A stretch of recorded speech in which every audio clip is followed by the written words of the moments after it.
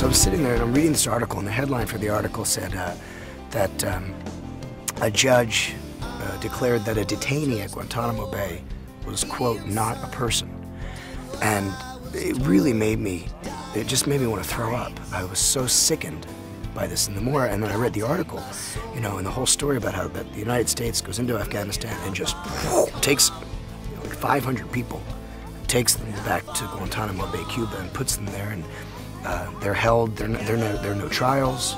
They don't know what they're being held for. They don't have attorneys or lawyers. They're being tortured. They're being waterboarded, and they're trying to get some rights. And the judge says, "You're not a person." So that started me. I sat down. I came up with the music, and then the text just flowed. I am not a man. I'm not a face. You don't know who I am, but you keep me in this place. And the whole world can see the empire has no clothes. The land of the free will forever be known, not as the land of the free, but the land of Guantánamo. And I literally stepped back, and it was very powerful, even for me, as someone who writes all the time.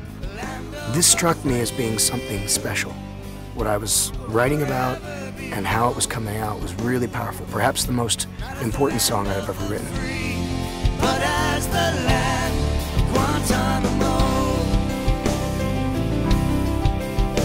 And I found an article in Rolling Stone magazine about Omar Khader, who was 15 years old, who was brainwashed by his father that ever since he was a little boy, when he grew up, he would be a martyr and he would kill himself and he would get 72 virgins.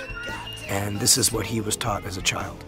And so, of course, he goes to Afghanistan, and he's 15 years old, and the United States soldiers capture him on the field, take him to Guantánamo Bay in violation of the Geneva Conventions, the United Nations treaties, and everything, in total violation. You know, George W. Bush doesn't care about any of that.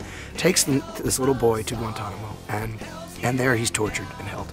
So the whole second verse was, I had to keep, when I was writing it, I really had to keep the momentum going. I had to keep the flow going, because I didn't want to lose the creative process of writing. You know, you really want to go, go, go, go, go, and get it all out. And so I immediately wrote the whole second verse. You know, I was just a boy, an obedient son, did what I was told, to die in the fight and let God take my soul. Look at how far we've come, look at how far we've gone. Together we fall, together we go. Into hell with us all, hell's here and now in Guantánamo. And again, I Googled this quote, and the quote was, first they came for the Jews, but I didn't speak out because I wasn't Jewish. Then they came for the homosexuals, and I didn't speak out because I wasn't homosexual. Then they came for the gypsies, and I didn't speak out because I wasn't a gypsy. Then they came for the communists, and I didn't speak out because I wasn't a communist, and so on and so forth. And then they came for me, and there was nobody to speak out.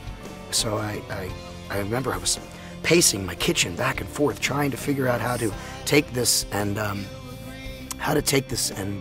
put it into the song without plagiarizing, without taking the quote exactly, but put it in my own words. And then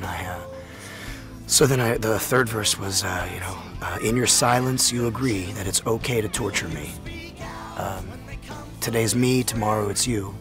You're my Nazi, I'm your Jew. Will you speak out when they come for your friends? Will they speak out when they come for you? Who will speak out? No. Will you speak out when they come for your friends? Will you speak out when they come for your foes? Who will speak out when they come for you? And as the list of the enemies grows, you're already here, you just don't know, in Guantánamo. You're already here, you just don't know. Guantánamo. Guantánamo.